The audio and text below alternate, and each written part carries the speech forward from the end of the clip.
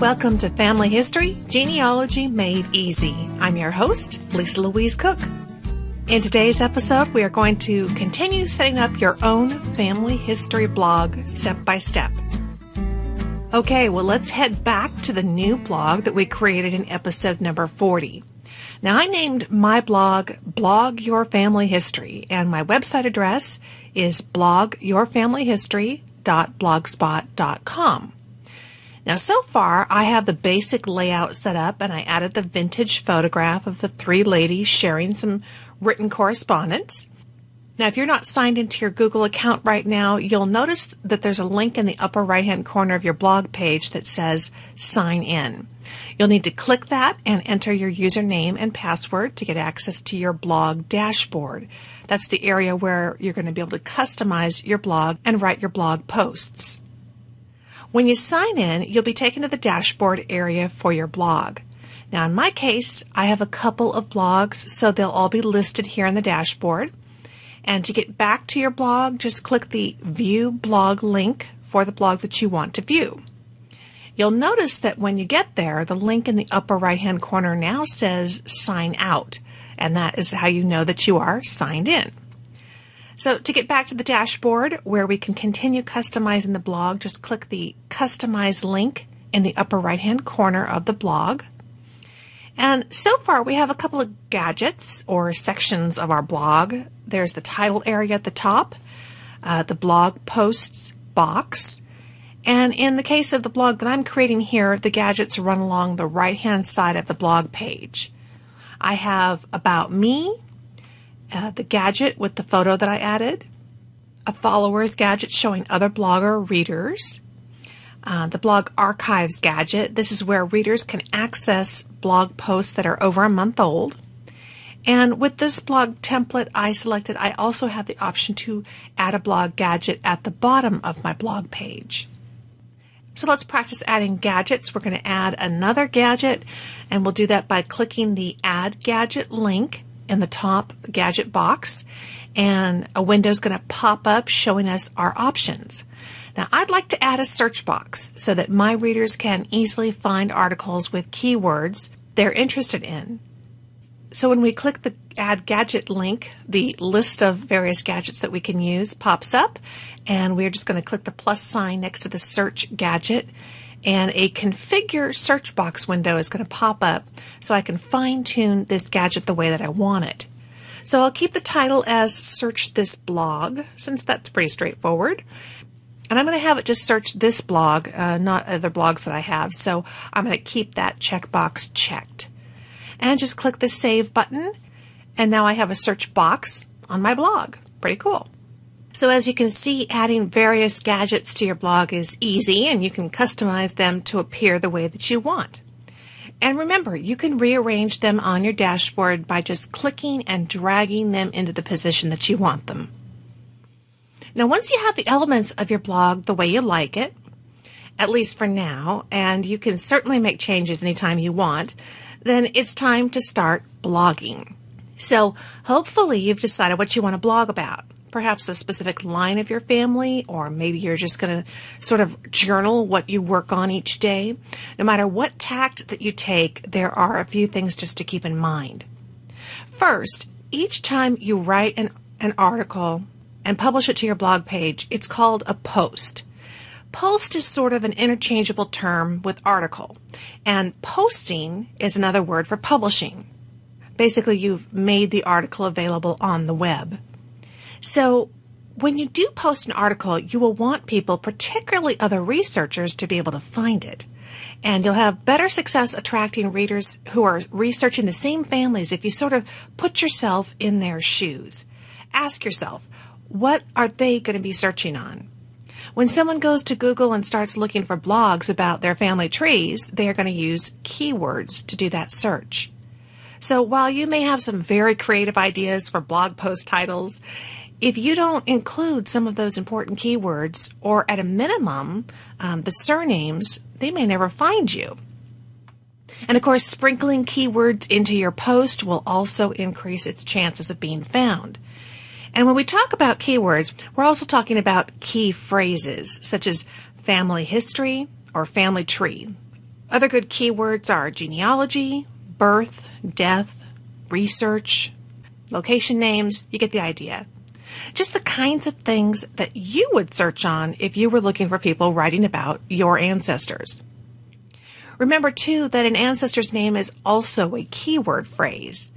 It's a good idea to mix it up because you never know how someone else is going to be searching on the name of your ancestor. For example, I researched my husband's great-great-grandfather, Senator C.J. Larson of Winthrop, Minnesota. So if I'm writing about him, I will use several variations of his name. C.J. Larson, Carl Johann Larson, Charles Larson, Charles J. Larson, Senator C.J. Larson. You get the idea. And of course, having these variations on the name in combination with the location, Winthrop, Sibley County, Minnesota, I am bound to be found by someone else researching him and his family. Okay, well, let's get right to how to publish your first blog post and incorporate some of these ideas. Now, at your blog dashboard, and if you're not there, just click the link in the upper right-hand corner that says Dashboard, and click New Post. This is just like getting a new piece of paper. Your new post is under the Posting tab, and there's a box where you can write your text, and there are some formatting buttons along the top there of the box. Now, my advice is to bite off small chunks. People tend to read something that looks more like a magazine rather than a novel, and it's much easier to focus in on one topic at a time. So you may want to make your first post just a welcome message and explain to your readers what they're going to be seeing in the future on your blog. I know you don't have any readers yet, but since all of your blog posts are archived, this post that you're writing is actually going to be read tomorrow and 2 years from now. New readers can find you at any time, and they may very likely be going back and looking at your first blog post, so this welcome message will be great. The first thing to do is to write your post title. Now, I used to wait to title my posts until after I wrote the text because oftentimes writing the text would bring to mind the perfect title. But the problem with that is that so often I would forget to go back and type a title in and would end up publishing the post without the title. So while you can go back and add the title later, it might not show up in your readers' RSS feeds, including those who subscribe to your blog by email. They're going to get it without the title. So I find that it works best if I give it the best working title that I can come up with to start, and then I write the post, and then I go back and I change the title if I want to fine-tune it. But if I forget to do that, it will still at least have a basic title. Also, remember that your readers probably have a lot of blogs that they read, but they probably don't actually read them all. They probably just scan through the titles of all the different blogs and they click through to read the ones that sound interesting to them. So your title has an important job to do. Like the blog text, it could contain keywords that will help the post show up in search results, and it needs to catch your reader's attention. When I first started blogging, I was always trying to come up with a title that as clearly as possible explained what the post was about. But over time, I realized that we don't have to explain it all in the title. In fact, being a bit mysterious or intriguing with the title can entice the reader to click through and read. They'll find out soon enough all the details of your posting, but your title kind of sets the tone and catches their curiosity and hopefully has a couple of keywords that catches them in the search engines. Now, of course, I don't advocate bait and switch. You don't want to put stuff in the title that really isn't going to be in the article, but have fun with your titles and really use the title to your best advantage. And now, finally, it's time to actually write your blog post. Now, of course, you can unleash your creativity here, but I do have a few suggestions for you. Number 1, keep your paragraphs shorter rather than longer. As I mentioned, people have a lot easier time kind of reading through what looks more like a magazine than a long article or novel. It just makes the blog post easier and quicker to read. Number 2, incorporate those keywords and phrases. Can't stress that enough. And number 3, a picture says 1,000 words. So whenever possible, add images. And I'll explain how to do that in just a second. Number 4, write in your natural voice. Typically, blogs aren't formal, and you will have an easier time writing if you write more like you talk. And of course, that's just going to come across more genuine to your readers. And number 5, don't bite off more than you can chew. If you have a lot to say on a particular topic, consider publishing your thoughts in a series of blog posts rather than one really long blog post. And I find that readers actually really enjoy following a series of blog posts.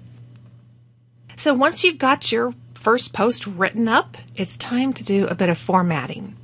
Now in Blogger, there are a few different fonts that you can choose from. Just like in Microsoft Word, you highlight the text that you want to format and then select from the drop-down menu which font and font size that you want.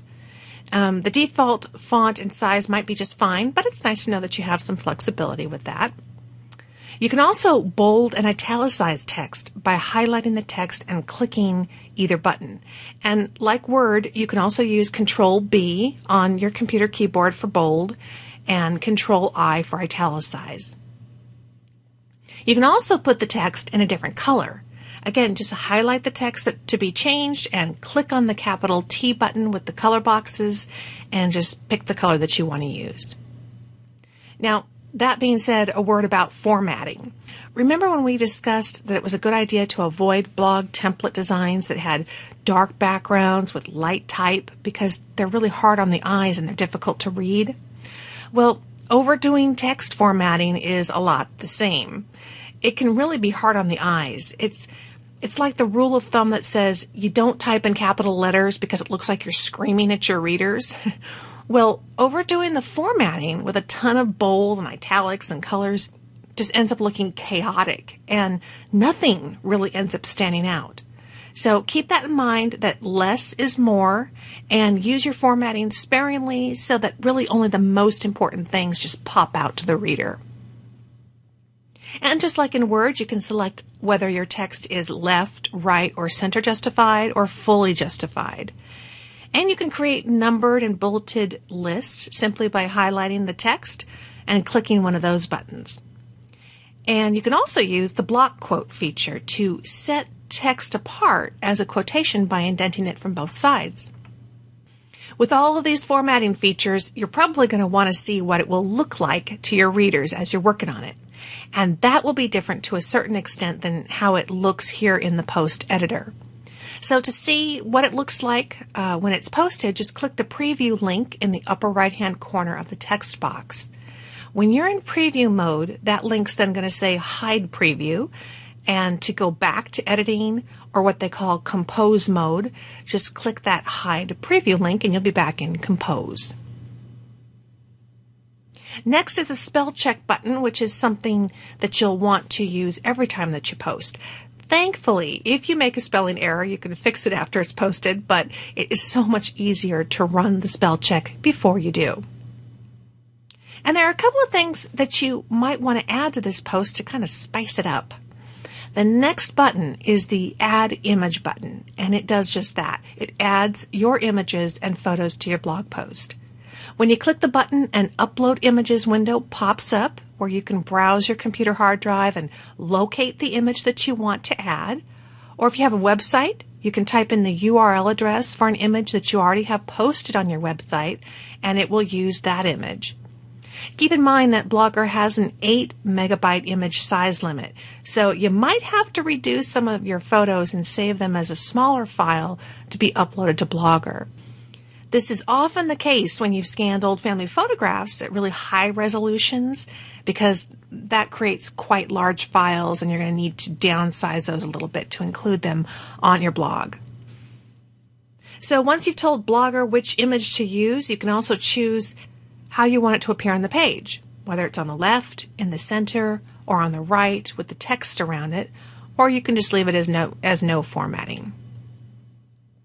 And you can also choose whether it is a small, medium, or large image. And when you're ready to go, just click the orange Upload Image button, and in a few moments, it will be processed, and you can just click the Done button. And the window is going to close, and your image will now be in your blog post. Again, if you want to see how it looks, how it's going to look to your readers, just click that preview link. And you can even upload a video to your blog post. And it works much the same way as the photos. Just click the video upload button. A window pops up and you click the browse button to locate the video that's on your hard drive. Blogger will accept AVI, MPEG, QuickTime, real-time, and Windows Media video files up to 100 megabytes in size, which is typically about 10 minutes or so at most. They also have rules about the kinds of videos that you can upload and require you to click the checkbox to agree to their terms of service, and then you just click the orange Upload Video button. Now, videos take a few minutes to upload. So at first, you're going to see the Blogger uploading video screen on the video player. That just means that it's processing. You'll also see down at the bottom, it'll say that it's processing. Once your video appears on the screen, then it's all done and you're ready to go. But if you don't want to wait for it to finish processing, you can click the Save button on your post and just check back later to make sure that it's complete before you click Publish. And finally, if you decide that you want to remove the formatting from your text, you can do that with the last button, which sort of looks like an eraser. It's called Remove Formatting from Selection. So in the case of the text that I set apart as a quote, if I want to change that back to regular text, I just highlight that quotation text with my mouse and click the eraser button, and it's going to go right back to normal. If you happen to know HTML, then you can click the HTML tab and work with your blog post code to further customize your blog post. When you're done, just click the Compose tab to go back to the regular editing mode. So once you have everything formatted, you've spell checked it, and you've reconfirmed your title, you are ready to send it out to the world. So just click the orange Publish Now button and it will immediately be live on your blog. The next window will say, Your blog post published successfully. And you can just click the View Blog link to open a new window and you can see your published post.